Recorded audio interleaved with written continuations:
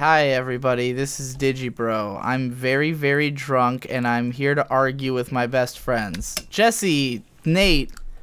I don't believe in I don't believe in Jesse, Ben. Nate, and Ben. I've been arguing with Jesse and Nate for like half an hour or more. I don't know. I was very in there. drunk. I was in the argument for a while. Yeah, he chimed in. This argument has been a long time coming. It's finally time to dig that hole and put it 6 feet under.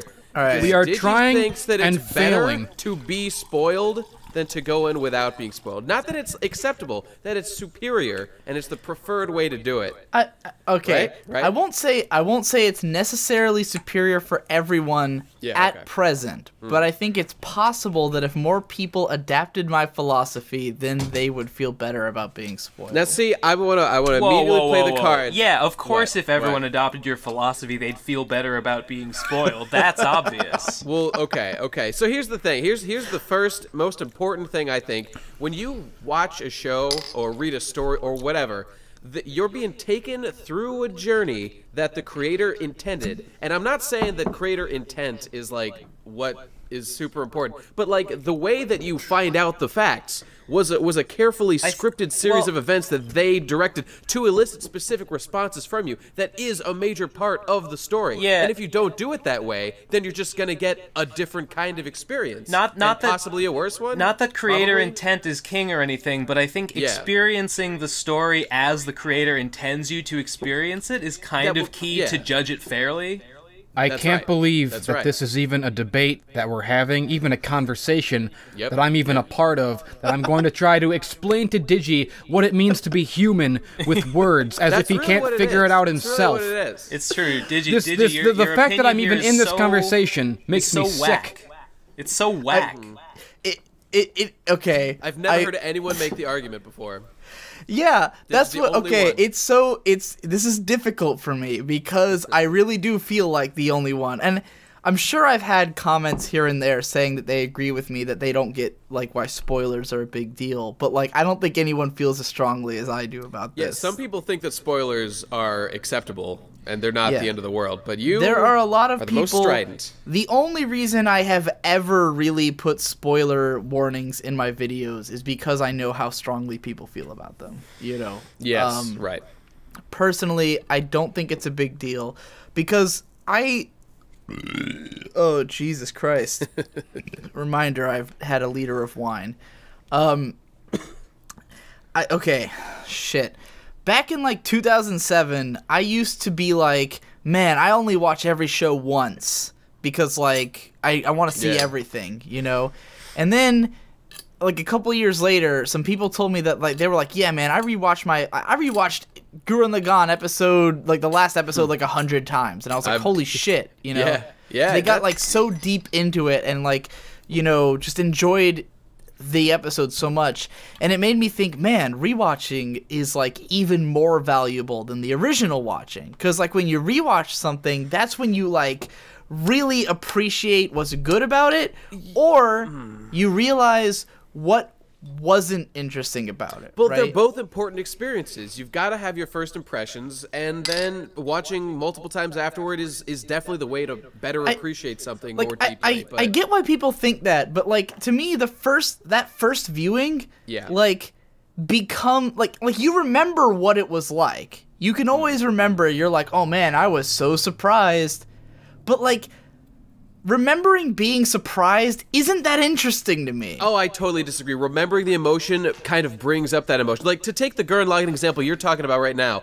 when you watch Gurren Lagann for the first time, it's great, it's really good, and then when the second movie comes out, you know that some things are different, but like to see the big, it's purely like a heartstring tugging thing. There's no intellectual thing behind the giant blue Kamina in space. You know, Cho taking top of Gurren Lagann at the end. That's pure feels. But don't you think you get those feels even when you know about it? To you? Like, every time you watch it, isn't it the same? You always feel like, holy fuck, it's there, you know? Yes. But I think that's a mixture of the intellectual appreciation of it and, like, my memory of my first experience with it happening. It's not just that the intellectual one is what I would agree with that if not for the fact that I'm spoiled for so much stuff.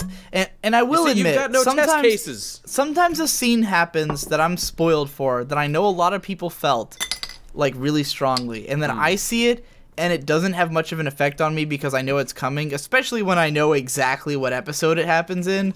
Sometimes I'll be like, oh, there was the scene I was waiting for, you know. But like, I think watching it again, to me, like, a scene that was interesting, a scene that was like worthwhile is always going to get better. Because you keep thinking about it more. Every time you see it, you think about it more. You've had more time to dwell on it. You've had more time to think about it. And, like, I can appreciate, like, the intensity of seeing it and not knowing it's going to happen. But I don't think in the long term that makes it more interesting. Well, it doesn't make it better on rewatches, sure. For instance, a show that, like, probably other than Game of Thrones, which will was probably kind of get to. The show that surprised me the most, like, with an episode, was episode 3 of Madoka, which everyone probably knows what happens.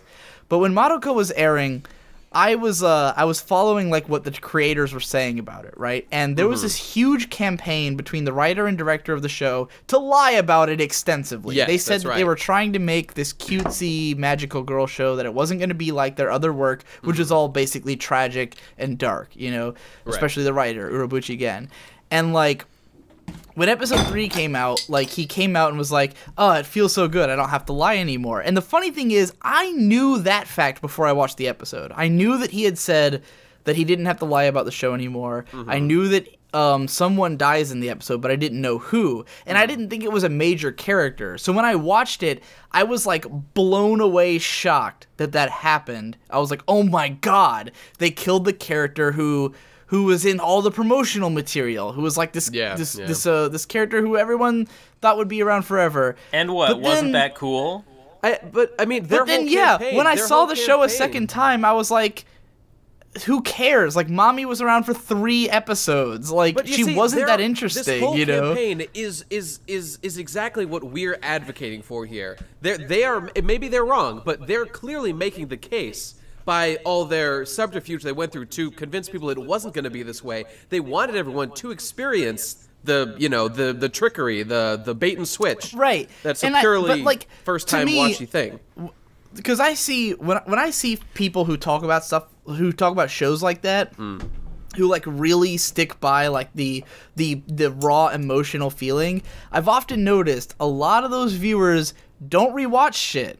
They don't watch shit again. They remember their first time. They cling to that first time forever. They keep talking about, oh my god, I cried when I watched that show. A show making me cry I don't know doesn't really impress me that much. I mean, that's true. That's true for me. I'm exactly like that. I don't rewatch stuff. I like stuff based on how I felt watching it the first time. A show making me cry is a lot less impressive to me than a show making me cry the second and third time I watch it. If I'm still crying the next time, then that means that it wasn't the surprise that made me cry. It was the fucking raw ideas, the emotions, like what the thing is presenting. Like, I was emotionally distraught when Mommy died because I didn't see it coming. But when I saw it again, I didn't give a fuck because she wasn't that interesting of a character, and I knew it was coming, and I was like, okay, well, like, who the fuck cares about Mommy, you know? Or, well, like... if Mommy wasn't that interesting of a character, it's because the reason she was in the story was to be killed unexpectedly and generate interest in that way. And that's how I feel about the Viper in Game of Thrones. That, like, he was there to be this, like, red herring, this character who's this incredibly likable, and I think they played it up so much. Oh, it was clearly But that's a intentional. complete assumption. You can't just assume that George Martin wrote the character I don't specifically think George for that Martin purpose. did that. Oh, I think the show totally creators did it worse. I mean, okay, maybe George Martin did, but from what I've heard, the Viper wasn't that major of a character in the books. Me and Jesse have read the books, and yeah, he was not. I mean, he was still important, but I've read that book, and character. it basically goes down just like it does in the show. But he shows up less across the book, right? Like, he's not as integral. There's just more stuff in the books that happens, so, like, comparatively speaking, he kind of because, like, here's how the show made me feel, right? The Oberyn in season 4 of Game of Thrones, they have him show up all the time, and they clearly hired a really charismatic actor to play him, right? And they wanted him to be this very because he's supposed to be a charismatic character. Yeah, he's everybody's favorite. That's the thing, though. They made him like the character. Like everything about him is formulated for you to not want him to die. That's all. Like his whole character is the person you would least want to die. He's a guy who's like. I think it's really unfair and reductive of you to say that that's his whole character. What else is there to him? Like I don't know. There's he has an entire history, Digi. Yeah. Every character in those books has like a whole life and a whole. You can't just say that he's created just to shock people. Hang on. Why do you want him not to die? You want him not to die because he is this sort of, he's this sort of shining bastion of he's like a nobleman from a foreign country who represents ideals that are like totally foreign to the people of Westeros, but that seem really appealing. Like, Oberyn comes from Dorne. In Dorne, they don't hate bastards, and they respect the rights of women. That feels to me. What that says to me is that Oberyn was constructed to appeal to the modern, who we are. He was constructed to appeal to us most strongly, right? Because most people in Westeros are like womanizers. They hate fags. They hate midgets. They hate everyone who's different, right? They're assholes. They kill everybody. And this guy shows up, and he's basically a huge liberal, right? He fucks men and women. He's this guy who's like. He very much represents like modern society's ideals. He's a person who we would never want to die because he's the best guy, Whereas and this is true in Game of Thrones of several characters. All the characters who people like are the characters who are good guys, right? Everyone likes Tyrion, everyone likes Jon, but like those guys have lots of people like Jaime or the Hound.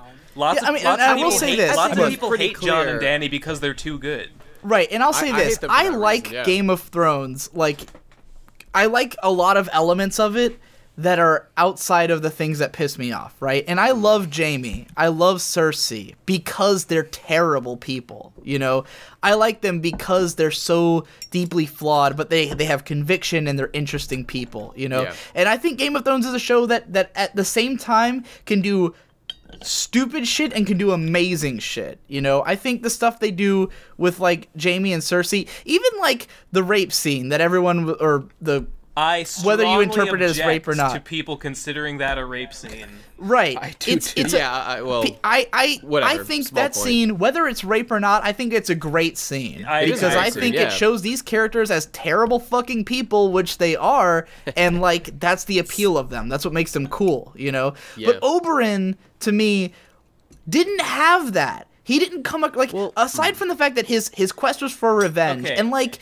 Revenge on like a highfalutin conceptual level, like the way that I feel, like I would never want revenge on people. I think killing is wrong, all that stuff. But revenge is cool. It's sexy. It's something people want. People watch the fucking Taken films because they want to see a guy get revenge on people who take his daughters. Revenge is a sexy thing for a guy to want to do. Everything about Oberyn is sexy. He's this like nice-looking, charismatic, cool guy who has all these liberal ideas. He's the nicest guy in Westeros. Everyone wants him to win. And he shows up. He just shows up out of nowhere. He basically does nothing all season, and then he's like, I'm gonna fight for you, Tyrion. And it's like, oh, sweet, the guy we all like is gonna kill the guy who we know raped and killed his fucking sister and her kids or whatever.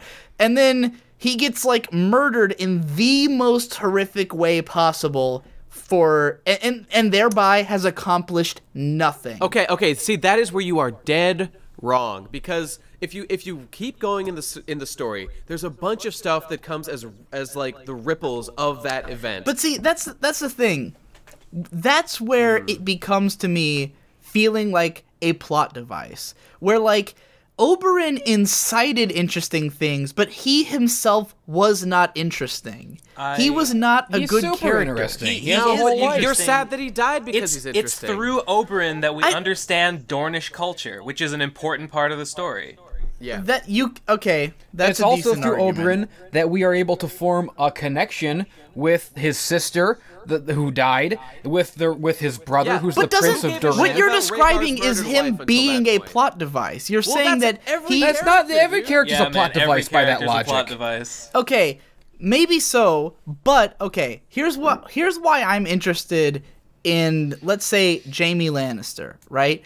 I'm not interested in Jaime Lannister because of the way he affects other people. I'm interested in him because he's this like this guy who's like really noble and likes other people, but he wants to fuck his sister so bad, and he loves her so much that he will do all of the worst things in the world for her, right? Even though logically in his mind he knows the things he does are wrong. He is like he is as empathetic as Tyrion is, but because he cares about Cersei, he will completely go against his own empathy to fuck everyone. And Tyrion, likewise, will do the same thing. Tyrion's deeply empathetic, but he'll do it for himself. He protects his own interests over anyone else. He would not let someone else die for his... or he would let someone else die for his sake, is what I meant to say. He wouldn't let someone, he wouldn't sacrifice himself for someone, you know?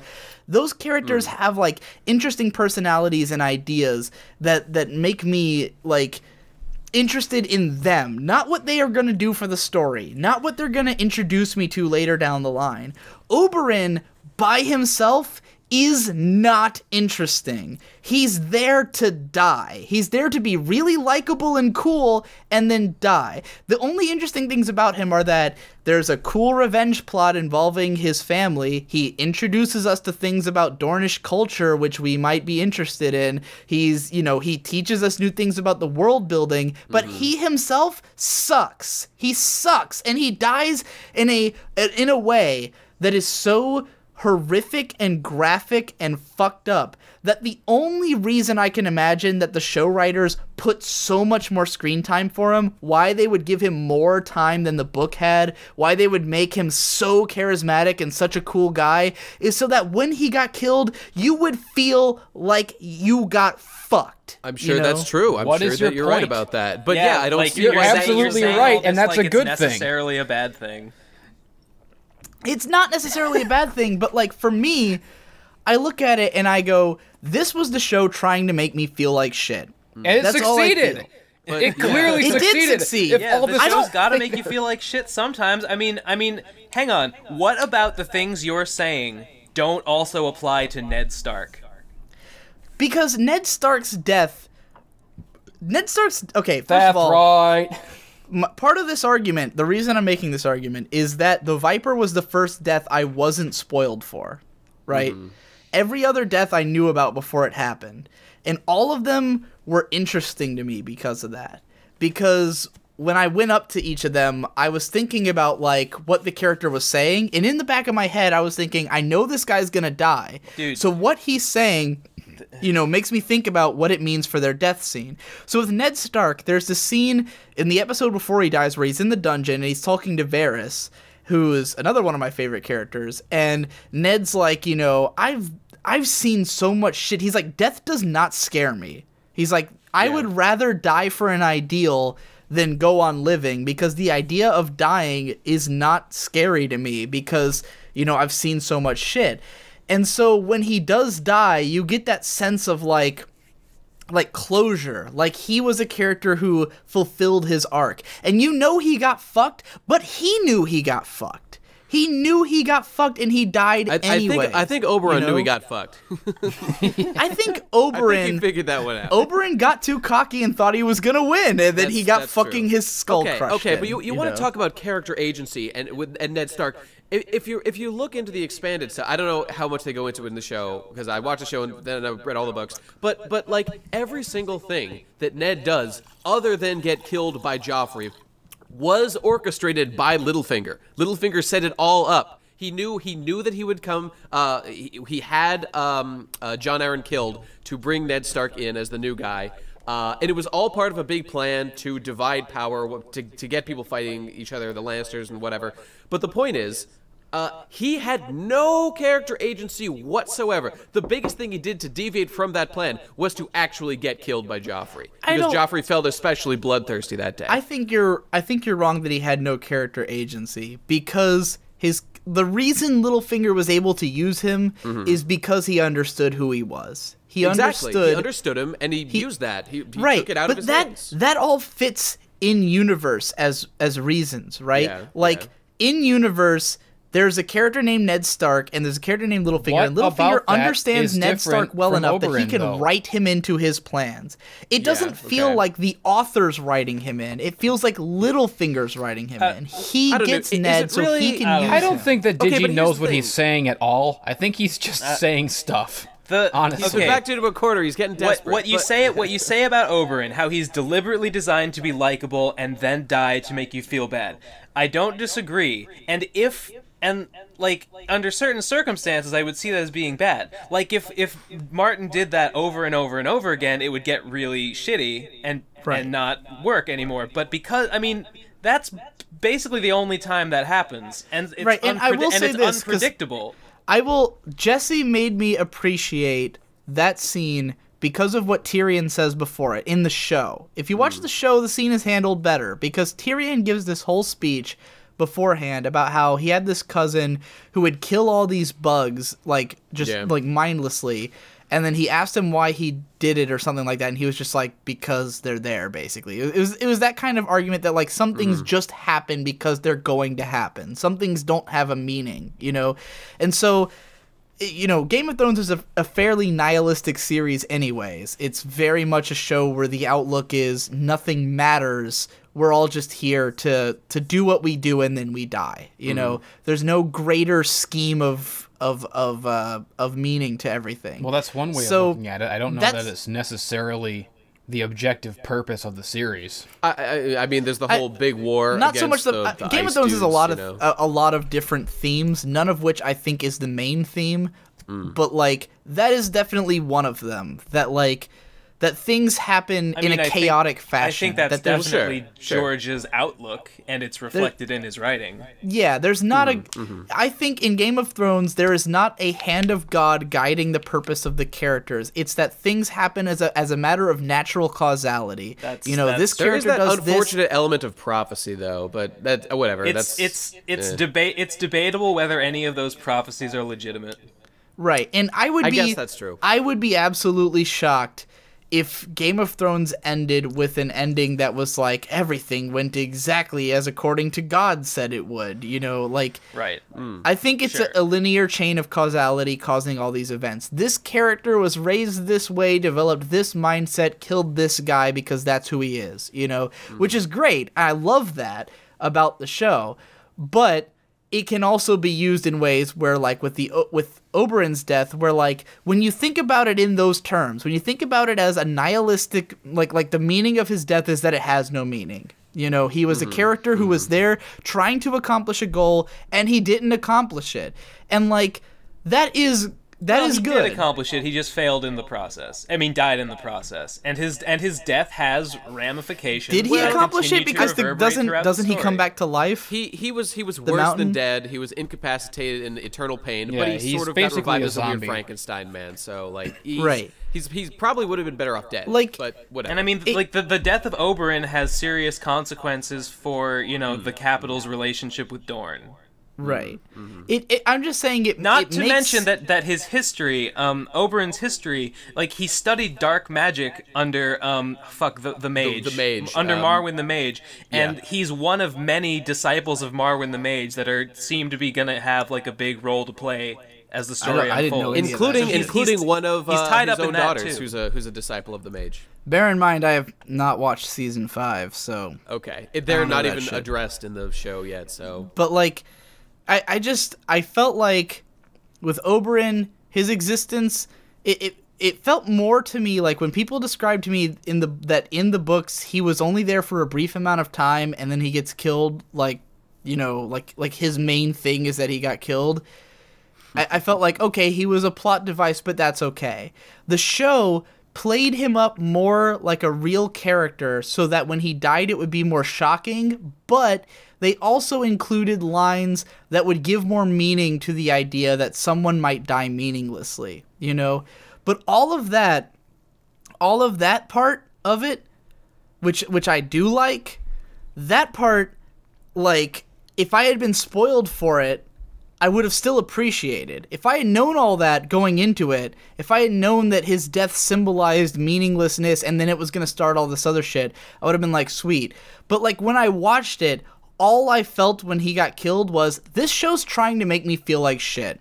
That's what it's trying to do. It's going out of its way. It's trying its hardest to make me like a character and kill him. Yeah, but then you thought about it and realized that you were wrong. That's what you just said. This really reminds me of a time in my life when I was young and foolish, and I was reading One Piece, and inexplicably, Luffy's brother Ace dies. And like the way that it was set up, as I have been spoiled for by every comment on my One Piece video. Yeah, everyone fucking loves to spoil that shit. Everything in that scene sets it up. Like, they rescue Ace. He's getting the fuck out of there. They're running away. And then he gets fucking baited into coming back by this guy, like, telling him that Whitebeard's an asshole, so he fucking comes back and gets murdered. But, like, there was no reason for that to happen. But in no way do I begrudge Oda for doing it. Because, man, that shit hit me real fucking hard. But these days, there's all these great things that are coming as a result of that. Like Sabo got Ace's devil fruit, the fire Mara fruit. But see, whoa, I'm going to cut you off now. Okay. Because what you're getting into, like, I appreciate that you felt emotional about that. Yeah. But when you start describing other stuff that happens because of it, that's where it starts feeling like plot device. You know, but I don't. And I'm not saying that it makes it plot device. Like, just obviously things are going to happen as a consequences. result of someone dying, right? Yeah. If a character dies and other things happen, I don't have a problem with that. Mm-hmm. I just don't think that argument works, right? I Like guess, trying to say, well, his death was totally interesting because it spawned all this other stuff. Like, that can be true, but like, I'm talking about the death being just as interesting if I knew about it as it was when I didn't. But it was. There's this whole tapestry of events that spirals off of it. It's right. But like what I'm saying is I can appreciate the tapestry of events even if I was spoiled. Okay, because the issue here is spoilers. That's right. The issue here. The issue here is me saying that appreciate it, but you don't get the intended emotional impact of it, which is, surprise, shock, possibly anger, sadness. I just don't think that emotional think impact... of how bad you feel in the moment when that happens, and then to see Sabo, like, years later, like, pick up the fruit and carry on his will, it goes from the worst possible feeling to heights that you never would have gotten otherwise. I just don't think that I can't... I don't on. think that it's hard to appreciate that without having been, with having been spoiled, I mean. It's like... It's... I don't think you can attain those kind of heights unless you experience those kind of lows. I guess that's the argument here. I mean, maybe so, but, like, for me...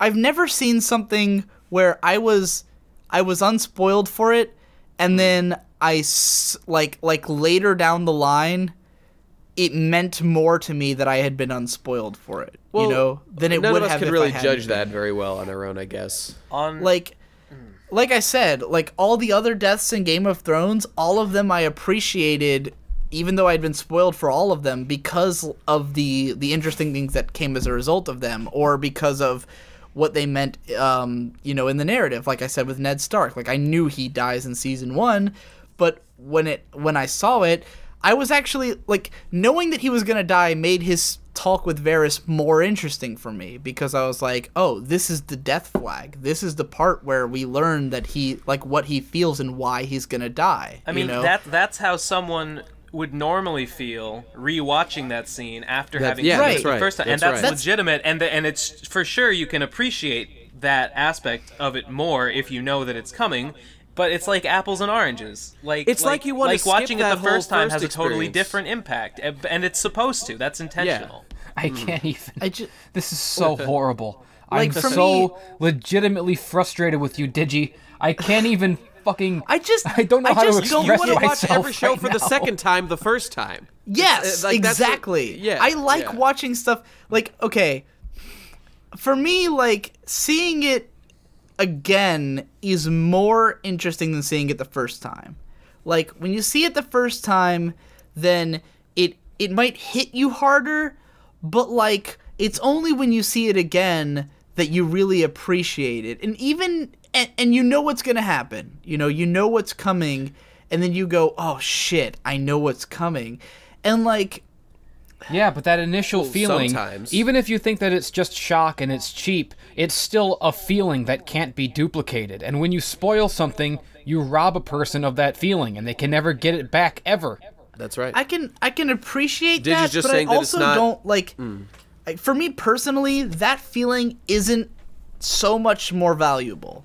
You know, I mean, like, if that's how you feel, then that's how you feel. I guess that's it. But like when someone the says, rest of us humans out here, we're when someone enjoying says these like, emotions. "Oh, I hate being like." If I see some, okay, let's talk about, because you brought up, Nate, you brought up the Rick and Morty finale, and that's right. I did feel strong emotions out of it, right? There was a lot of moments throughout that made me feel things, and like, I do value that experience. I do value that I got to see it for the first time, completely unspoiled. Then what are you arguing for? And it hit me hard, right? Yeah. But I don't think that having experienced that is necessarily more valuable than if I hadn't. Well, it's not that it's more valuable It's a than the different alternative. experience. Yeah, it's that it's a different experience that you don't ever get if you know it all beforehand. I mean, hey, brother, our whole universe is going to end when each of us die individually. So, like, what value does any of this have? Like, it's all transient. To compare and contrast, though, in the case of Rick and Morty, I didn't know what was going to happen, and it shocked me, and I loved it. In the case of Oberyn's death, I didn't know what was going to happen, and I hated it. And I know for a fact if I had known what was going to happen with him dying, I would have been fine with it. I'll take it. It would not have bothered me. Yeah, but because I would have already known. I wouldn't want to be fine with it. The whole point of it is that I see it and I go, "Oh, that's horrible," and I'm mad and I'm sad. If I was fine with it, then that would just mean that it got spoiled and it dulled my sensation of human emotion, and I watched it going, "Oh, I knew that was going to happen." Who gives a shit? And that's something that I wouldn't want to experience. That'd be horrible. I don't think I want.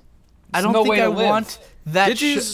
I don't want to feel that feeling from watching the show. Digi is data. We are arguing with data about the value of human emotion. I have never finished. Even except Data actually appreciated human emotion and aspired to be human. At least Data approached things with an open mind.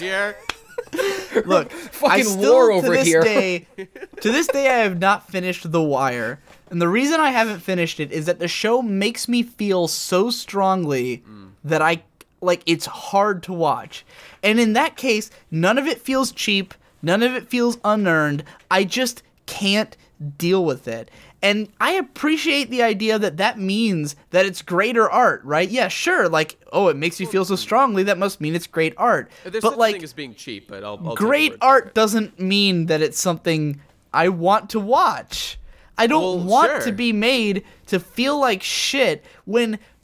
Okay, yesterday, at the time of this recording, for those listening, yesterday 150 people were killed in Paris in a terrorist attack. And I felt like fucking shit when that happened, right? Like, all day, I felt like shit. I left the house. So what, Digi? You're saying that just because we don't agree with you, we're terrorists now? No, what the fuck, I'm saying that, like, I don't get... ISIS because we fucking hate spoilers. No.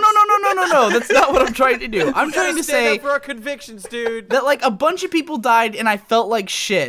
And, like, I had to go around all day feeling like shit, and I was like, I don't want to feel this way. I would rather feel any other way than this way. And that's how Oberyn's death made me feel. It made me feel like shit all day, and I thought, I would rather feel anything else than the emotion I'm feeling right now. Dude, listen, man, that's how the characters in the story feel about it, and it's what cheap, characters felt that way in Game of Thrones? No one gave a fuck at the time. It's cheap of you to try and like circumvent that and shield yourself from feeling bad. I agree. Because the grief and the shock and the horror that you feel at his death then leads to feelings later when other things happen as a result. Look at Digi over here. He needs a safe space because he's not ready for when life attacks. You just gotta. I mean, I can see that someone could be of a persuasion where they just can't handle sad things, and as a result, half of reality is just too unpleasant for them to bear. But you know, that's their hang up. I mean, I know it's all about personal taste, but if everything in Game of Thrones was just like Oberyn dying, I would say it was horrible, but it's not. There are horrible things that happen, but then there are also good things that happen, and it's the ebb and flow that is what makes what the the show fuck emotionally good happens compelling. in Game of Thrones, dude. Well, first of all, Dany never dies, so yay. Dany fucking sucks. After season 1, she has done jack shit. She is the worst character in that show. I agree. I couldn't agree more. Yeah. Okay, but I don't know, like Jon got assassinated at the end of last arc, but he's definitely dead. I actually did regret not watching season 5 because I hated Jon Snow so much that I kind of want to watch him die. Okay, but the bad news is even though he's obviously probably not coming dead. back. He's obviously going to get resurrected by Melisandre, so don't even trip, bro. Yeah. What was I even going with? And that was another Good thing. things happen. I didn't even watch season 5, but I heard. Because they tried so hard to make it look like Jon died, and they didn't have him say... Because in the novel, he says ghost, right? Yes, he does. Because in the show, Jon's not a warg.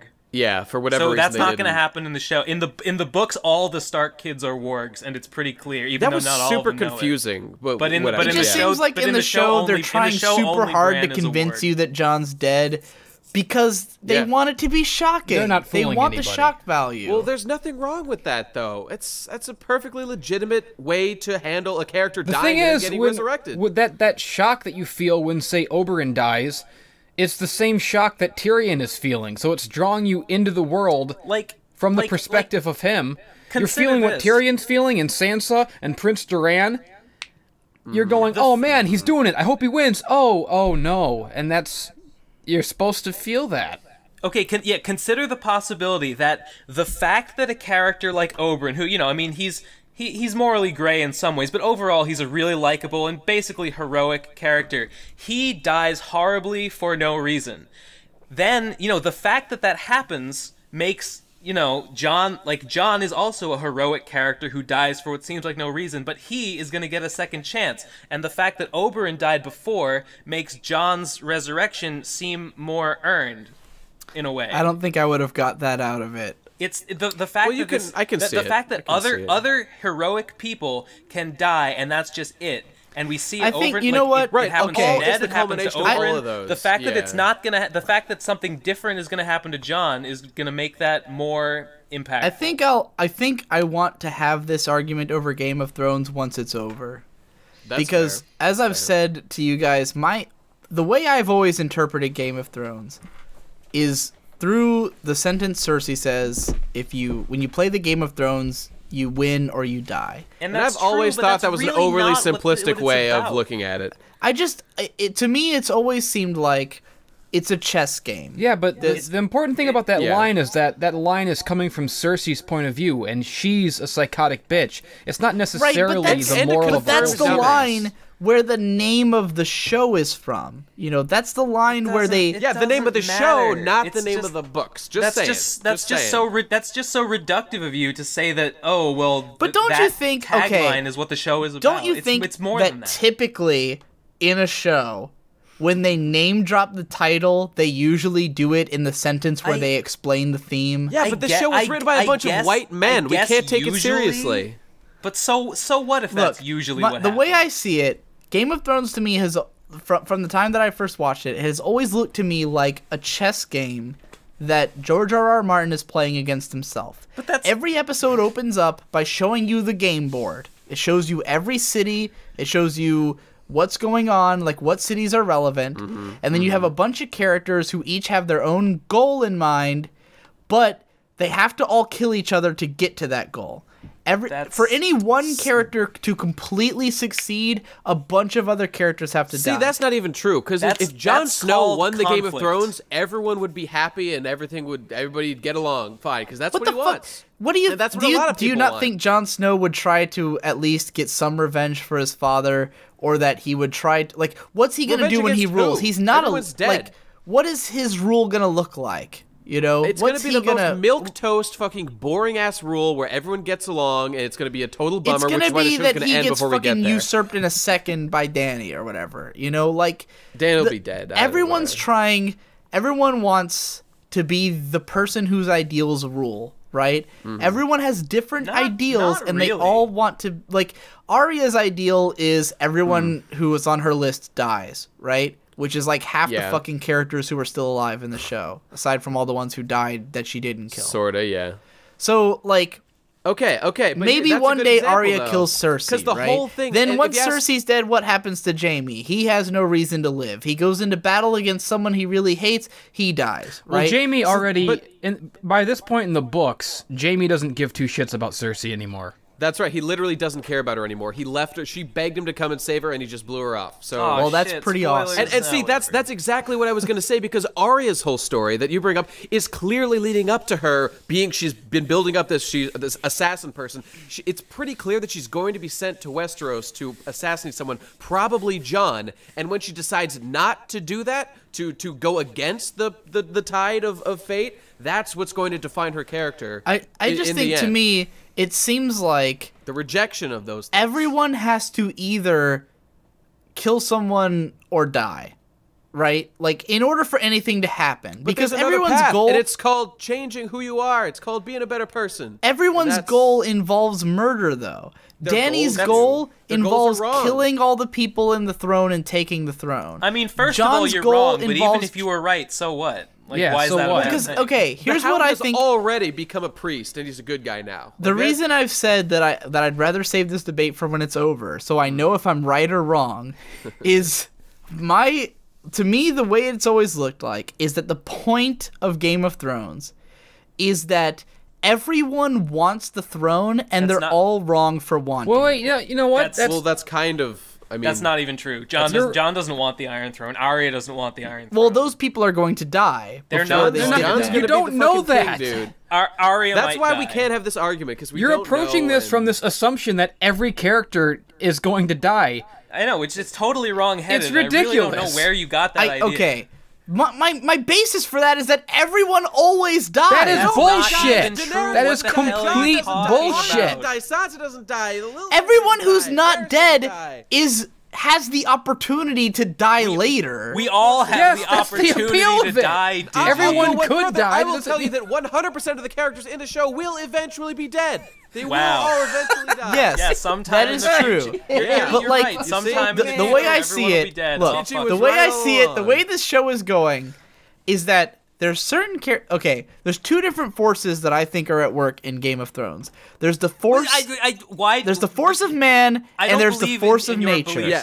All right, that's true. Are you listening to me? There's the force of man and the force of nature. The force of man is the force of people who want the throne. The force of nature is people and literal nature who are just out there to do something they have to do, right? So, you have the people who are playing the game. You have Littlefinger, you have Varys, you have Cersei, all these people who are trying to... What is this nigger talking about? Listen to me, you motherfucker, you fucking piece of shit. Listen to my fucking story, alright? Listen to my song. There's all these fucking people who want the fucking throne, right?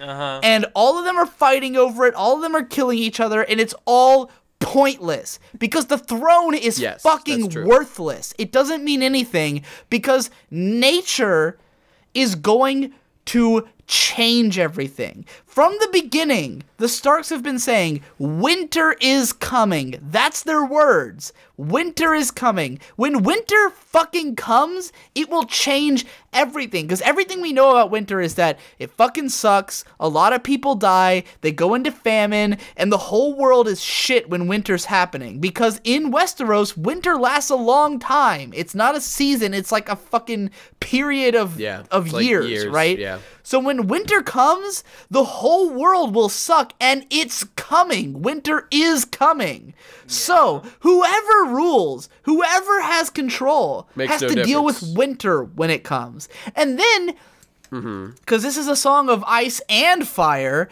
we have fire. We have Dany. We have the dragons, the Dragonborn. This woman who has birthed 3 dragons, which, as of season 2, we know are a force she cannot control. She thinks she can. She's overconfident and she's a bitch. And she's probably gonna die, and her dragons are gonna fucking wreck shit, right? So you've got dragons from the south. You've got ice walkers from fucking, what are they called? White walkers from the north.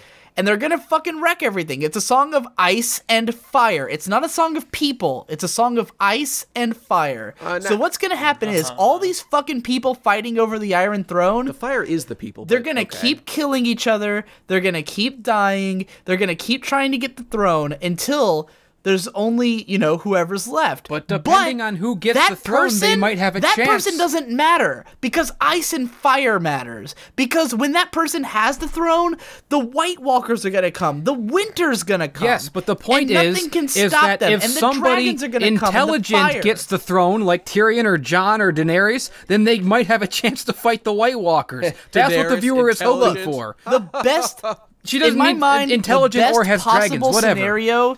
The best possible scenario is someone halfway decent gets the throne. John. Then after the whole world gets wiped out, they have the chance to kind of rebuild. Where is this world wipe out thing coming on? Because it's ice and fire. You've got White Walkers coming from the north that will kill everyone, and fire dragons from the south that no one can kill. They're just gonna destroy everything. Digi, you're fucking crazy talking right now. You're standing on a street. You're standing on a street corner with a sandwich board around. First of all, there's only 3 dragons. They're not invincible. The Hall of the King has hundreds of dragon heads that they fucking hunted for hundreds of years. Second of all, the White Walkers aren't invincible either. You can kill them. There's nothing to suggest that the entire world is going to be destroyed. Besides that, Westeros is only one small country. There's a whole world.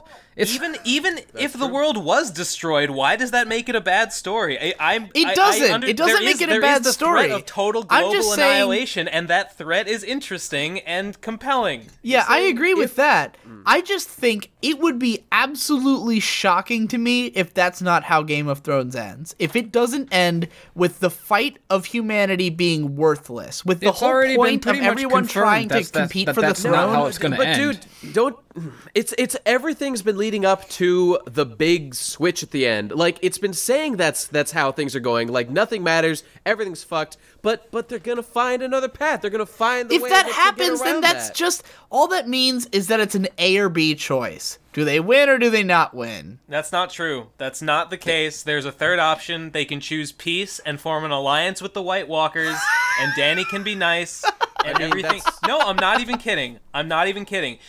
George R.R. Martin is really clear on his stance that he hates war, and no matter how just the war seems to be, war is never the right answer. Okay, well, so if humanity doesn't get wiped out, what could be a better anti-war tale than having everyone die? That's the ultimate anti-war message. Everyone is not going to die. Maybe everyone will die. It could happen, or maybe they could come to some sort of peace agreement. Look, that's an option. What do the White Walkers even want? Nobody's asked. Nobody has asked the question. There is an interview where George Martin has basically confirmed that it's not going to be a sad ending or an all-happy ending. He said that his biggest influence is at the end of Lord of the Rings, they destroy the ring, but then they go home and they have to fight Sauron in the Shire, and that's a big old thing, so it's bittersweet. He said the ending of his series, he already confirmed this, it's going to be bittersweet. It's not going to be all horrible, not everyone is going to fucking die, but it's not going to be all sunshine and rainbows either. Well, you're approaching it from this one or the other mindset. I mean, logistically speaking, the only real threat is to Westeros. Every place else is okay. All right, so it's an ABC option then, right? Either everyone dies, everyone doesn't die, or now you've just said that the ending's already set in stone, then not everyone's gonna die, and it's gonna be that ending. So now you're spoiled for everything, No, right? I'm not spoiled for it, because I don't know who's gonna die and who isn't. I don't know what the hell's going to happen. Digi, what are you talking? What the fact that George knows the ending means that it's not worth reading because it's already set in stone? No. I never said it wasn't worth reading. I said it wasn't worth not knowing. Not being spoiled about. But see, none of this has anything to do with the idea that going on that journey and experiencing it the way that it's been set up for us to feel the emotions of the characters. How does George Martin, vaguely alluding to what the ending is going to seem like or feel like, how does that constitute a spoiler in any way? And just because the author knows the ending, right? Yeah, sure, George knows it all ahead of time, but we get the opportunity to go on that journey not knowing it and fucking experience the highs and lows of tragedy and comedy. Do you really walk into any show without the feeling of, like, I get it? Like, I get what it's going for? I don't get what you just said. Like, okay, when you start watching a show and you sort of get into the feel of it and you get where it's going and you kind of get what the themes are, will it really surprise you at all? Because every story is the same shit. That's what this whole debate is about, because sometimes no, but some shows do surprise you, and that surprise is valuable. Like, man, you really should watch The Graduate. I mean, even the fact that I'm telling you to watch The Graduate because it has such a great twist in it, like, that has kind of ruined what I love so much about it. But the point, like, that, for a long time, I haven't really seen anything. You're right, a lot of shows are pretty formulaic, but that movie really fucking surprised me, and it's one of my favorite movies as a result. And if I watch that movie again, I know what's going to happen, but I value it just as much because I get all the memories of that fantastic, like, I can see, like, oh, this is where they're building up to that moment. It's an appreciation. I just, like, again, I can appreciate why people value their first time, but I don't think it's that special. I don't think having the experience of not knowing what's going to happen and being shocked is so much more valuable than the experience of knowing what's going to happen and being interested. Because what makes a scene great, what makes a show great, is that it's interesting.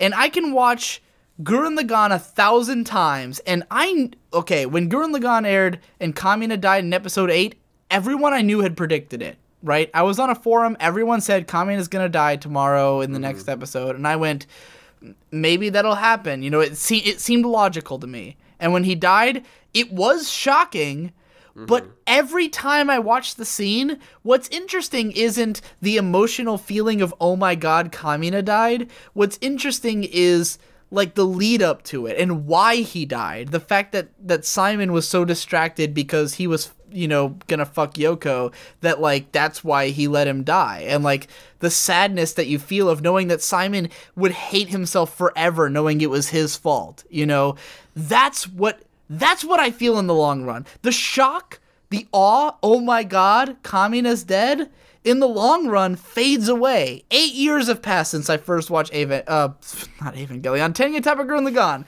8 years have passed, and, like, the shock of Kamina dying, I don't remember what that was like. I don't remember watching it for the first time. What I do remember is being like, wow, poor Simon who has to deal with knowing he let his idol die. Or, you know, Kamina, wow, like, he died because he always believed that he should fight even when the odds were impossible, you know? And how Nia teaches Simon, you don't have to, like, living is important, you know? Like, that's interesting. Kamina, the shock of watching him dying, not that interesting in the long run, 8 years later, you know? When 10 years have passed, I probably, like, I'll remember that I felt something when Oberyn died, but I won't care. It won't mean anything to me. Like, it won't be something I still think about. What I will think about is what I felt later, when I, like, ruminated on it, when I thought about why he died, you know? That's why spoilers don't matter to me, because the first time you watched it, you'll forget. 10 years will pass, and you won't remember what it was like to watch it for the first time. Or you will, but you won't feel that. You'll feel what you've been thinking for 10 years, you know?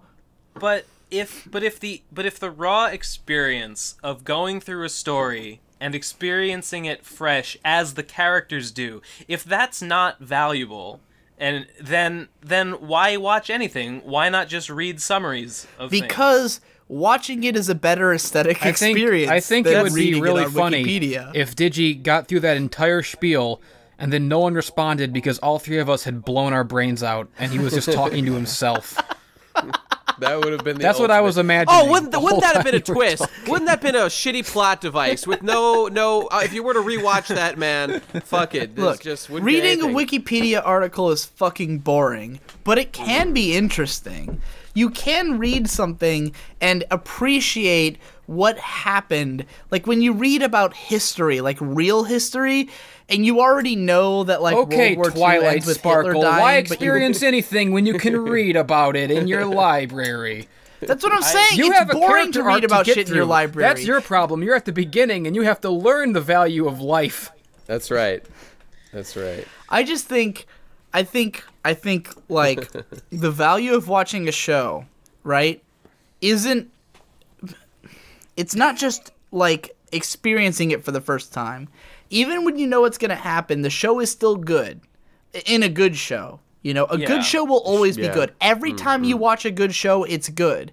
If you watch a show and it's no longer interesting, then it's no longer good. Even if it was super shocking that first time, even if you watched it the first time, you went, "Oh my God, mommy died," and you watch it the second time and you don't give a fuck, it wasn't a good show. It was just a shocking show. See, here's where I totally disagree. Because every single show that there is, no matter how, if you watch it enough times, you will have thoroughly digested every aspect of it. Every theme, every nuance, you'll have internalized it if you watch it enough. So is it really just an issue? Is a show as good as how long it takes before you get tired of it? I think so. You can watch one. Well, see, if that's how you're going to judge it, then a show that has less of that is going to be less good. I would say I don't think a that's show, how you should judge it. For the individual, a show becomes boring when it becomes boring. When you've watched it so many times, like I think, and believe me, I know people who've watched shows hundreds of times and are still into them. You know, I know people who've watched the last episode of Gurren Lagann countless times, and the aesthetic experience is so good that they love it. And I've compared this to eating, right? When you eat your favorite food, like, you can, if you, like, okay, I've been eating cheese and shells for, like, 12 years, right? And I love it. And I've had times where I ate it so often that I got sick of it. I got sick of the taste. I didn't want it anymore. And then I picked it up later and I loved it again. You know, everything has an ebb and flow. Everything can suck and get good again. Everything you can love something, you can hate it. It all depends on the moment. And the moment is the only time that matters. So in that moment, if I'm sick of watching Gurren Lagann, if it's not interesting to me anymore, I keep bringing up Gurren Lagann because there's a poster of it right in front of me, so I'm like looking at it. But if I get bored of it, which I did for a while in like the late 2000s, early 2010s, I was like, you know, I saw it a few times.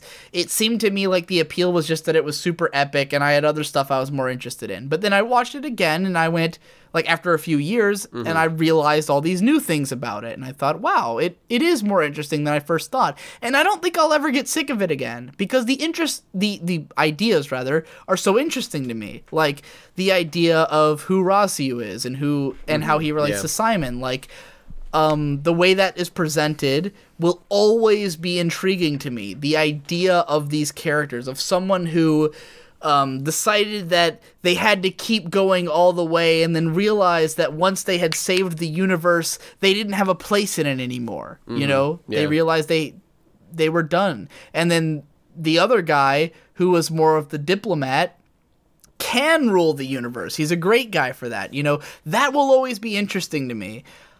But, like, the shock of seeing it for the first time won't be, you know, and I think that shows are made to be watched fresh, and I mean, I might be in the majority here. I really don't rewatch shows. I mean, I have rewatched things and enjoyed them, but in general, the idea of rewatching something doesn't really appeal to me because I already know what's in the show, and watching it again, I can pick up on new things, but I'm not going to get as much new information out of a rewatch as I do on the initial one, so it doesn't feel like it's going to be as valuable.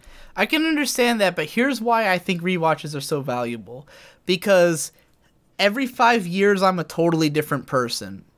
Like, if I watch something in the year, it's, 2015 right now. If I watch something in 2010... Maybe 5 years from now, you'll be a real boy.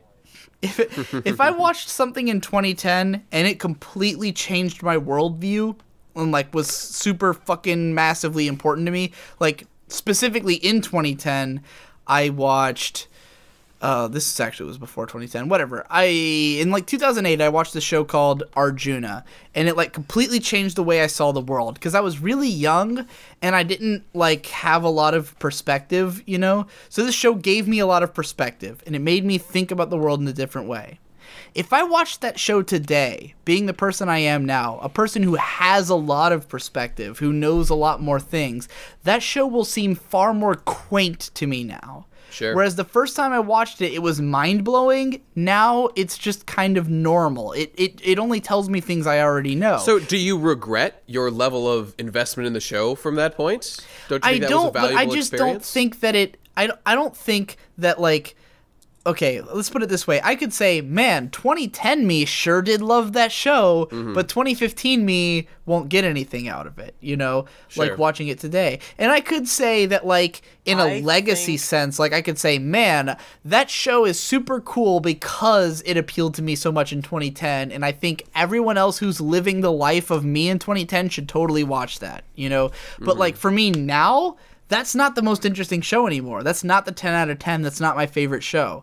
I think that you shouldn't underestimate the value of, you know, how a show felt when it was new, when you watched it. There's lots of things, there's lots of works of art now that aren't very impressive. Like, I don't know, Don Quixote is maybe not the... I mean, it's a good book still. It's not, like... It's not the mind blow that it was when it first came out, right? And was like a totally new thing. But it's not fair to criticize it for that. I'm not criticizing what it was, like, what it was, and what it represented when it was made. Let me and clarify when it was first being experienced is none of this is meant to be objective, valuable though. What I'm saying, I'm talking only about the subjective experience of me myself. Like, I'm not saying the story has less value over time. I'm saying that for me, it's less impressive over time. And I don't really care about how it is for everybody else, you know? And I could say, like, okay, I do this video series called, like, 5 must-see anime you can watch right now, right? And I often talk about shows that I watched 5 years ago and remember being impressed by. And so I tell people, like, yeah, this show was super cool when I watched it. You should check it out. Even though, like, if I watched it now, I might not even be impressed by it. You know, it might not be that good. But, like, I can recommend things to other people, and I can say that, like, on a, like, cultural level, I don't want to say objective because I don't believe in that, but, like, on a broad level, yeah, the show is impressive. Like, if you watch it for the first time today and you're 18, maybe it will super blow your mind, you know, but it won't for me now, and therefore it's not a 10 out of 10 anymore. It's whatever it is now. I have to pee so bad I might die, so I'm going to go pee right now. I think, you know what, who thinks that maybe we've said all there is to say on this issue? I feel like I don't even know what this issue is anymore. Digi says he hates spoilers, but then he backs up on himself, and then he says, but I also see the appeal, and I'm just like, what is happening? What is my life? It's just, I mean, he appeals it, but he doesn't feel it. It's just an issue of waiting. He doesn't put as much, he doesn't think it's that important. It's just an issue of people hate spoilers because spoilers are an anticlimax. They're the ultimate anticlimax. If I'm invested in something, and I want to see where it goes for myself, and then someone says, oh, he dies. Well, there you go. And then I feel sad. I feel a pit in my stomach. That's 1,000 times worse than the sadness I would feel if I saw my favorite character die. That's a good point. I mean, I try not to worry too much about something like that. Like if someone told me, you know, Snape kills Dumbledore before I read that book, they didn't. But if they had, I would try not to worry about it, and I would tell myself that I know that detail of the story, but just the raw fact of that happening isn't what's really important. What's important is, you know, how it happens and, like, the context of it, which you still need to read the book to really experience. Yeah. So in that way, I don't think spoilers I don't think spoilers should ruin a good thing for you. I am probably the world's most I hate spoilers more than anything in the world, and I don't want to know. I don't want to know the premise of a fucking show when I go into it. I hear it's good. I don't want to know. All I need to know who made it. I don't want to know the name of a show before I watch it. I don't want to know that it was animated on paper. I would rather computer. not know the names of shows when watching them if I could get away with it. But It's just, and in my perfect world, I would go into something knowing absolutely nothing about it, and then Fuck, it felt like I was pissing for 10 years. That's good. What do you know, then Digi? You left, and we actually started having a good conversation. I heard what you guys were saying. Maybe you should pee more often, you psycho. I typically go into a show Digi, knowing... maybe we should tar you and feather you and run you out of town on a splintery rail. What do you think about that? I don't remember the last time I went into a show not knowing who made it. Doesn't even remember. Well, I mean, Digi just hates Game of Thrones because he's a little baby. He's terrified of death. He can't face it. He sees it and he curls I'm not arguing that, Jesse. That is true. Like, I'm not trying to say that none of this is me trying to say that Game of Thrones is a bad show. I'm trying to explain why I don't like it. You know, right. And that's not even true. I do like it. And say, try again next time. I just think that, the fact that Oberyn is, like, too good to be true, and, you know, he dies and it feels bad. Like, I mean, if only the characters you didn't like died, then the show would be meaningless. No, I agree. I just think that the show did so much to build him up, and for it just to me felt fake. It to me felt like they wanted him to be the most sympathetic possible character so that you would cry the most when he died. And when he died, they depicted it in the most gruesome way I've ever seen someone get killed. Like, I only saw the scene once. I've only seen the episode once, but I can vividly remember, and this was over a year ago. He went up against the kayfabe commander, and he split his penis down the middle like a hot dog in the microwave. I can so vividly remember the way the Mountain's fingers entered his eyeballs to this day, because they shot it in broad daylight, they didn't cut away, they showed blood fucking pustulating out of his eyeballs as fingers went into them and his skull was crushed. I raped her, and I killed her, and I smashed her baby's heads in like this! Right. The whole scene makes logical sense, though. And it's understandable. It's not that it doesn't make sense. It's that the show did it in a way that felt like it was fucking with me. You know, I agree that the difference in relative screen time that they give to Oberyn does really play up that angle of, we want you to like this character so we can kill him and make you feel bad. Right. It's totally true. It totally felt that way to me. Where like they built him up so much, and then they killed him so brutally. And to me, with Game of Thrones, I feel like every season has gotten more extreme with how it kills people, right? Where like in season 4, like when Joffrey, like, because it used to be that characters would often die, like okay, Ned Stark getting his head cut off. You don't even see it. You see the sword hit the neck, and then it cuts. Right? You see the head come off. It does come off a little bit, but whatever. I've even read an interview where they said that they were really careful about what frame they cut on, so that you would be sure that he was dead, but you wouldn't see the whole thing. You know, it would cut like for discrepancy, but you would be sure he was dead. So they made sure they picked a frame where that would happen, right? And like when you get to season 4, when Joffrey dies, you have a full daylight, fully lit shot of blood streaming down his face as veins pulse through him, and he like pukes out blood and shit as he's dying, right? It's the grossest death possible. Fucked up. And I kind of got it, because when Joffrey died, everyone hated Joffrey. Everyone wanted to see him die. And I was still grossed out by it. I was like, this is fucked up. Like, and Game of Thrones is the sort of story where that kind of thing can happen to someone that you like just as much as it can happen to someone that you hate. Right. Yeah. But like in season 1, they had discretion. They cut. They cut when Ned Stark's head got cut off. They put on their big boy pants. I guess. I think in season 4, the fact that they shot everything in broad fucking daylight in as much detail as they could, that they showed you all of like the fingers going into the skull, the blood coming out, the way it looked when his head got crushed. I didn't need any of that to appreciate that. Like, they could have had some discretion, but they didn't want to. They wanted me to be as shocked as I could and as grossed out as I could. They wanted me to care as much about Oberyn as I could until that scene happened. They wanted the episode before to have Tyrion give this great speech and Oberyn to totally be on his side and to back him up and be this cool guy. And then they wanted to kill him in a way that would fuck with me as much as possible. But see that exact thing is what makes it so valuable later on. Because however bad I feel when that happens, I mean, for me, that's how much better I'm going to feel when good things come as a result of it, when justice is done. So, you know, that's I put value on that. Or not even necessarily good things. The appeal of Game of Thrones isn't just that, like, people die and it's gruesome or whatever. The appeal is also, like, that, like, a character like Jaime, who starts off like a total scumbag, and then 5 seasons later you kind of like him a lot. Yeah. And then there's more to it than just people, oh my god, he died, or whatever. I don't fucking know. I just wish I was dead. I agree with you, Jesse. I just think that specifically in Oberyn's case, that's what I felt. I don't think there was anything more to it than that. I didn't feel anything other than they wanted me to like him and then they killed him.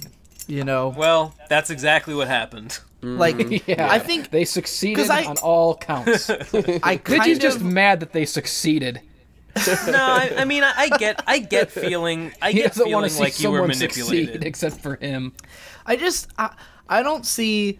Like, I get feeling like you were manipulated, but I don't see how knowing it ahead of time would really change anything about that. Because knowing it ahead of time, as I did with every other death... It's just as manipulative whether you know it's coming or not.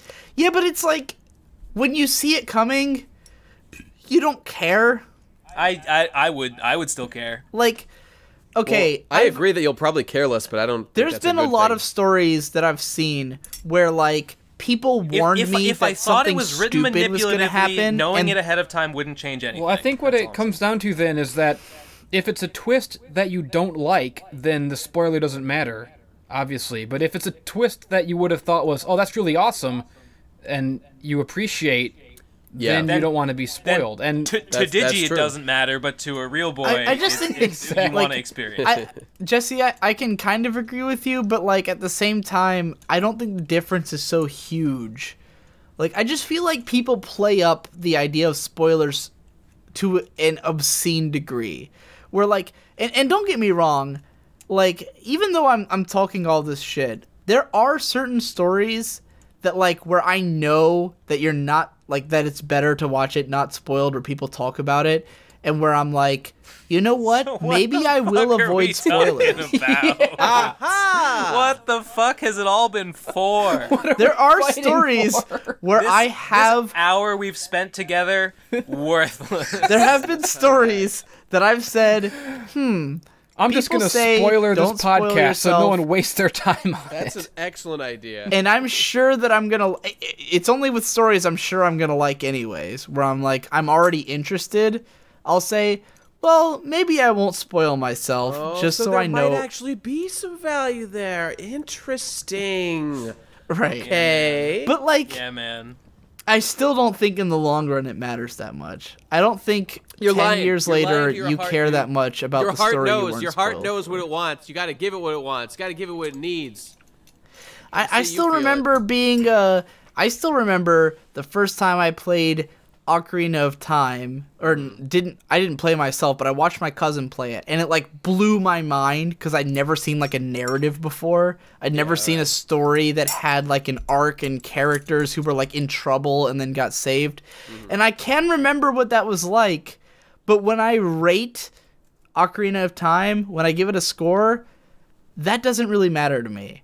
Like, the plot, I don't find interesting anymore. Because I've seen it now as an adult, and it's not interesting. It's not that, like, I can appreciate what 8-year-old me, like, found interesting about it. Like, I can see what was there, and I go, oh, 8-year-old me would have loved that. But, like, current me doesn't give a fuck, you know? Maybe 8-year-old you was right. Have you considered that? Maybe he is wiser than you in every way. And you've lost something along the way. Maybe you watch something now and you think, I'm going to avoid spoilers and it's going to be the best thing ever. And you watch it and you go, holy fuck, I can't believe that happened. But then like 10 years from now, you're like, that story was fucking retarded. Why did I ever feel surprised by that? You know. I think you can still remember that surprise and feel good about it. Yeah, that's my whole case. Like last year's WrestleMania. Everybody went into it going, this is going to be terrible. I know Roman Reigns is going to be champion. It's going to be the worst thing ever. But then all of a sudden, Seth Rollins comes out at the last minute, and you lose your fucking mind, and he becomes Wasn't champion. that this year's WrestleMania? It was 2015. That's this year. This year's WrestleMania. So, well, it was like the conclusion of last season. But if that had been spoiled, it would have been sad. But see, Jesse, okay, I didn't watch WrestleMania, but you told me about it, and I was just as excited. But like, I thought about it for like a week. I was like, oh man, because all I knew about Seth Rollins was that I watched him at fucking Royal Rumble, and I thought, man, Seth Rollins is super cool. He's like my favorite wrestler right now. And then he showed up on The Daily Show, and I was like, what a cool guy. He seems so cool. He's got 2 different colors hair. What a cool guy. And then you were like, oh man, Seth Rollins showed up at the end of WrestleMania and it saved WrestleMania. And I was like, fuck yeah. I didn't even see it. You spoiled me for it. And I still appreciated it. Well, that's because I'm such a good storyteller on my own that it was... I just have that gift of gab. I agree. Yeah, you know? Yeah. Posting in the Skype chat. Holy shit! Holy shit! Seth Rollins came out of nowhere. I have a gift. Best storytelling I've ever seen. I connect with people. Those emojis, dude. They say more. They say more than you can imagine. I don't know, man. Art can engage you on all different kinds of emotional wavelengths, and surprise, I think, is one of them. Yeah, really, I think the only case we're making is we're saying that you can have everything that Digi appreciates, and you can have this initial emotional rush. Digi's just trying to deny you of that. Don't let him take it away, folks. I don't even disagree with you. I think, like, I can sit on the sidelines here, I can look at everybody else, and I can say, all right, they all care about spoilers. Good for them. You know, what disappoints me and what saddens me is that there's so few people who feel the way that I do. That I feel so... Even you don't feel the way that you do, because then you go back and say, oh, but these other times, spoilers really are bad. There's literally no one who agrees with you. Including himself. Look, I spoil myself for most things because I like to know... To me, like, what makes me feel complete as a human is knowing everything about everything. I like knowing... what the general idea and plot is of every anime in existence, every video game in existence. Like, I really enjoy being the guy who, if you walked up to me in a conversation and you started talking about some game that I've never played, I can talk to you about it. I like that. I like that I know so much shit about so much shit that I'm always informed. I always know why people feel the way they do. You know, and junkies being that guy who gets high on crack, but that doesn't necessarily mean it's the best way to go. I've played Final Fantasy VII up to the dungeon before where Aeris dies, right? Yeah. And I knew Aeris dies because everyone knew, because it was spoiled in magazines like the day after the game released. Everyone knew Aeris dies, right? Yeah. And, like, I knew it was coming, and I never made it that far in the game. But when people talk about Aeris dying, when people tell me what they felt, I get it, because I know that happened. I know that Aeris died. And you know what? That's a good example, because I felt nothing when I was a kid and Aeris died, because the strategy guide spoiled it for me, and I still will never forgive them. Prima strategy guides, you cocksuckers! I'll find you. If you're still in business, I'll burn down your offices. I remember actually the day Ben and I, we always shared our games when we got them. We were both playing at the same time. When Aeris died, I immediately ran up to Ben's room and just screamed, "Ben, Aeris died!" It wasn't like that at the time. You weren't so direct about it. I remember you. No, wasn't it that? I thought I just wasn't yelled it that at you said like oh, you won't believe what happens with Aeris and Sephiroth, and I was like, what? I was if I did that. And I was like, that's what? worse than a spoiler. And that's making him spoil himself. I know. Does she kill him? And you like shook your head like, no, not that, All but right. something If that was very me, I was a similar. little piece of shit, but I was like, oh shit. I would. That's how I believe that remember did it that, going 'cause I was down. a total fucking. That douche, is but, incredible. But you see, Jesse's point is good. He got spoiled and What was my? Oh yeah. made it worse. And yeah, I mean, I knew about Eris dying before I knew anything else about Final Fantasy VII, so it was never going to be shocking to me. It was never going to be like an emotional impact. But if it had any narrative effect, that could have interested me. You know, when I don't see something coming, the impact is much stronger. Like whether that's good or bad. You know what I didn't see coming recently? The most recent thing I didn't see coming, and I'm not gonna say any specifics for our audience sake because it's pretty new. Is when they shot people in Paris? I did not see that see coming. that one coming. No, the fight in Undertale where things get. No, wait a minute! What are you talking about? I haven't finished it. Well, go on. Just so I that said those I'm going of to us who explain know. it in a way that people won't be Yeah. spoiled. Things get multimedia? Yeah, okay, I know what you're talking about. Yeah. I know what you're talking about. I Yeah, didn't know that's that was crazy, going to right? happen. Well, and now so Undertale when I is saw pretty it, cool, right? my reaction was, "Oh." Yeah, that's about And right. then I played through it and I went, "Well, now I know." You know, and any I mean, future time I if- play But like, this, what intellectual value is there in that specific experience? Like, it's a much more visceral, in the moment sort of like shock. That's really the value of that particular. but that scene. shock, like, okay, the fact that I felt it forever, I will know, right? Because of the fact that I made a mental note of it. At the Yeah. time that it happened, I went, I didn't see that coming. So 10 years from now, I can say, I remember when I played Undertale and I didn't see that coming, you Yeah. know? But, like, I mean, to me, that's an aspect of it that's... I mean, some aspects of a thing are enhanced on a rewatches, but other things are lost. Yeah, And to yeah. me, that's something that's going to be lost on a replay, is the feeling that I got when that happened, and, you know, a bunch of other things happened that I didn't see coming. This is now the Discuss Our Favorite Spoilers podcast. I know, and we everyone gotta- listening is going to be spoiled for something. Oh, the irony. What do we got? We got Spike dies. You know what? What I else is just, there? as we were talking, You mean I went on Dyke Spies? Facebook and I saw a spoiler on my Facebook feed that I What didn't did it know spoil for you? before. Someone said, apparently, Ronda Rousey finally got her ass kicked tonight. And I do you saw even that. watch MMA? I watch when Ronda's fighting because I have a crush on her, like the rest of America. Well, I now the see. whole world crushed her spirit. Yeah, now my hopes and There my you go. spirits are crushed. Yeah, there you go. And I'm Didn't okay, hold on. Okay.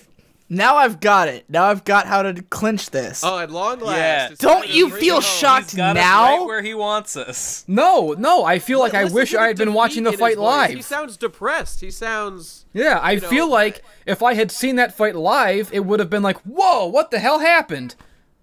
Instead, I just feel like, oh, that happened, I guess. Do you only feel the way you do right now because of the culture of not wanting to be spoiled? That's a fair question, because What? that is a real thing.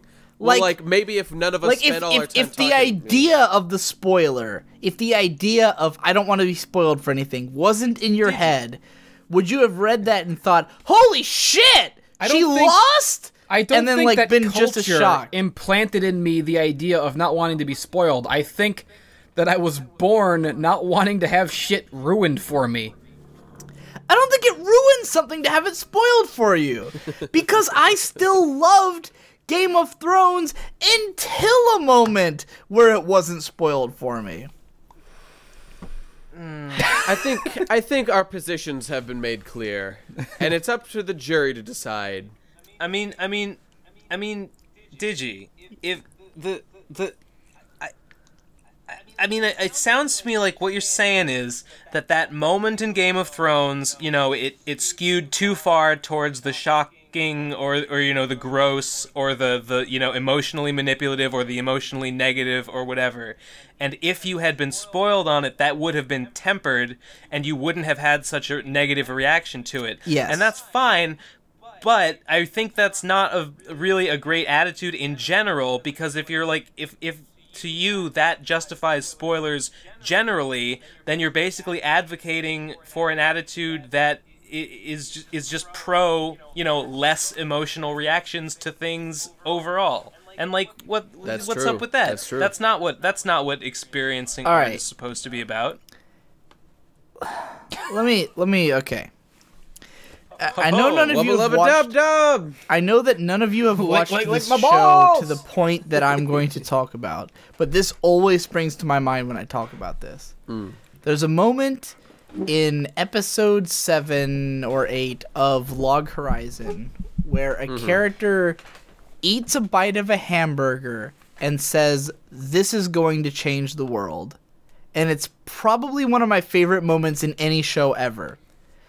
And I was surprised for it. Like, I didn't know it was coming. I wasn't spoiled for it the first time. But no matter how many times I think of it, no matter how many times like I ruminate on it, it's always my favorite moment. Because the moment is about a character realizing that this food stuff, this burger, is going to change the entire economy of the world that the story takes place in.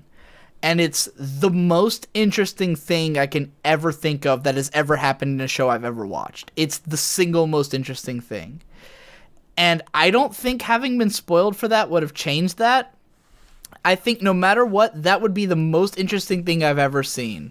Is the idea that this burger changed the world. Well, okay, I mean, that's fine, and that could totally be the case. But like Gurren Lagann was my favorite show when I was young for completely different reasons than it's my favorite show now, and that was just a happy coincidence. But the point is that there can be ideas like you're obviously an idea guy. That's what you value in a show. But Ben on the other hand is clearly someone who's more compelled by the visceral experience of something. And that's just as valid. I mean... and it is just as valid. I agree with that. Like, the reason I'm talking about this, the reason this is a thing, and I keep saying this, is that... Yeah. The only reason I'm talking about this is that it's weird to me that so few people feel the way I do. I guess it's because it seems to me it's like a human thing to be that's into the thing. this. You guys keep saying that. You've all said it. Well, I don't know if Ben has, but you and Jesse keep saying it, you know, that I'm a robot or whatever. But like, and I have had a few people over time say like, I don't care about spoilers either. I'm totally on your side. But like, it's so normalized in our culture that like spoilers are bad, that knowing about things is bad. And what I'm trying to do is represent another perspective. And you'll never hear me say a perspective is wrong. You know, okay, you will if you're my friend because I'm going to talk shit about people. But I believe everyone should have their own ideas about what works, what doesn't in art, right? I don't think anyone's opinion is invalid. I don't think there's an objective truth. But people treat the idea that spoilers are wrong as though it's an objective truth. People say like, you should never spoil anyone for anything, you know? And that is the pervasive idea. Whereas for me, I'd rather be spoiled for a lot of things. Not everything necessarily, but I would for a lot of things. But the only thing is fight it being pervasive because that's just happens to be how most people feel. It's like, do we need I'm to totally put on board with you with your whole relativism thing there. I agree with that. I want more people who have my perspective to step up, because I think that we as a society they've been oppressed supporting for too long. this idea that spoilers are wrong. Their minds. And I think there's another faction that I want to represent. And I know some people in that faction. There was a whole on Maddox's podcast, The Biggest Problem in the Universe. He brought in one time spoiler crybabies, people who cry about being spoiled, and he was like, if you don't want to be spoiled, watch it when it comes out. You know? Like, that's fair. Be up to date. Because people are going to talk about shit. Half the value in watching a show is when you get to talk about it. When you get to share the ideas. You know? To me, a show becomes interesting once people start talking about it. But see, like you just said, that's only half the experience. There's I don't think a show becomes interesting when people start talking about it. I think a show can be interesting just on its own. And while I mean, I think if someone is going and watching a discussion about something, then it's totally fair to spoil whatever you want. But I think spoiling someone who isn't asking to be spoiled, you know, whether literally or metaphorically. I mean, I think it's just kind of malicious to do that. Yeah, I wouldn't spoil someone who was like, "Please don't, dude. No, whatever not, you not do, even that. Not even don't that. spoil I think me." even just in, you know? I think even just in normal conversation, it is probably good to, like, if a movie's just come out, maybe in the past couple days. I think it is a good courtesy to not. Yeah, okay. To try and avoid I will ask casual people. spoilers. I've never spoiled someone like in the way of like telling them something before asking them, you know, because I can appreciate that some people don't like to be spoiled.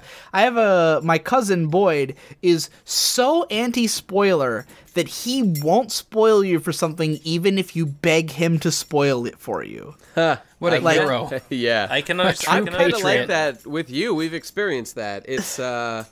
What show? I don't know. Yeah, he's so anti-spoiler. I can be like, dude, I'm never gonna watch it. Just tell me, and he'll be like, no, dude, you gotta see it. You know, as strange and alien, you're bizarre. I understand. As alien and weird as Digi's point of view on this is to me, I am glad that he has that point of view because I know it means that he'll watch all my videos, whereas I can't watch like half of his videos. That's true. Because I know that he'll spoil everything. I mean, I watch Digi's videos because I know I'm not gonna watch even like 1%. I watch of the shit that he every analysis video that ever gets made. If someone makes an analysis of anything, I will watch it. Like, I don't care what it's about. I'll watch like 2 minutes of one of Digi's videos and I'll go, well, this show looks cool. I guess I can't finish this video. Yeah, I do that all the time. I do that all the time. Today I watched an analysis video about W.D. Gaster that was a complete piece of shit. And it made me mad. I don't know what that is. It's an Undertale secret. It was like the information in the video was totally fine, but the way it was delivered in such an amateurish, sloppy way that I was like, I hate that I'm watching this video. I legitimately, and here's another thing, and this is probably something that both we will disagree about, and most people will disagree with me about. And this one's less like the spoiler thing. I feel like more people should be on my side, but this one I understand why less people are. I kind of like watching analysis videos more than I like consuming art. I mean, in some cases that's definitely true. Like, sure. I mean, there's some art where I'll watch a video and it'll make me want to watch the thing. You know, like someone analyzes something and I go, wow, that sounds interesting. I need to fucking watch that right now. But that's kind of rare because I'm more interested in, like, when I watch analysis videos, what's usually cool about it is someone's talking about something I would totally not watch, but they're, like, offering a perspective that I wouldn't have had, you know? Like, for instance, Jesse's good friend, the Cinemasochist. I'm not into horror movies at all. I hate horror movies. I don't like schlock. I don't like that kind of movie. But he's so passionate about it that I'll watch his movies and, like, I can feel the passion he feels, you know? Like, if I watched the movie myself, I'd be like, this is fucking boring. But when I watch his video, I think, man, it's so cool that he feels so strongly about this, you know? I can completely... Sure. Yeah, I think everyone... I think we all agree with you on that. But, like, I watch those kind of videos no matter what, because that'll make me appreciate the work more than if I watched it myself. Where, like, Jesse said he won't watch my videos if he thinks the show looks kind of cool. And, like, for me, I start watching a video and I think, man, this show looks kind of cool. And then I, like, have to see the video. Like, man, I really hope this guy's going to sell me on this show. You know, like, I hope this guy's going to make this show sound so fucking cool. Well, I have to see it. I definitely think that analysis and the thing being analyzed, you know, makes each other better if it's a good analysis. That's why I have, like, 5 tabs of different Undertale videos that have been open for a month, waiting for me to finish the game. Because as soon as I do, I'll watch them, and it'll be cool. They gotta be... You could have finished the game in the time we've been having this conversation. Okay, they gotta be the Devooz video, the 2-part video by Mother's Basement, that one that Nate said something about. That's 4. Yeah. I don't know. All the Undertale analysis I've seen has been really underwhelming and hasn't even begin to like really get at how I feel totally about agree, the which is why when my video comes out soon. You didn't like a Devue's video about it, Ben? I liked it, but not like he was making enough. one particular point, which was fine. What particular point? He made 5 points. I can't even remember what the video was about. I remember thinking it was okay. It was 5 things that he wants other games to rip off from Undertale. Oh, right. You know, let me rephrase what I said. Devue's video didn't make me like Undertale anymore. Yeah, I agree. I am planning an idea that is somewhat related to Undertale for a video. Are you curious, or do you not want to be spoiled? I don't want to be spoiled. I'll throw a tantrum. I'll throw a chair. I'll throw you. No. It won't spoil. I'm Wait, totally Jesse. on your video. This won't spoil you for Undertale, but it will spoil you for my video. Do you care? I don't know what that means, but I'm too lazy to get up. So. Do you care about being spoiled for my video? Whatever. You've beaten me. It's just about games that actually address the way you play them. Oh, well, that's cool. That's good. Like how in a lot of open world games, what pisses me off is that like you'll take a mission, right? It'll be like, you gotta go to this guy's house, you know. And gotta go to this guy's house. You could literally dick around for 6 hours and then show up at the mission, and they'll be like, oh, you made it. Like only 5 minutes have passed. Yeah.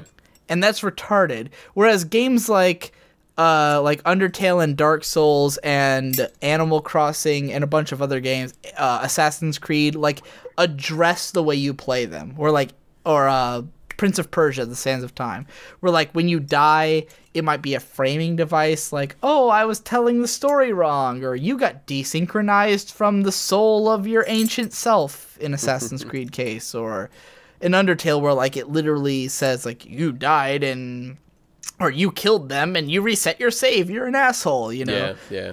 So, like, it's a video about that. I had this idea, and I think it might be interesting. The problem is I have to write it and edit it.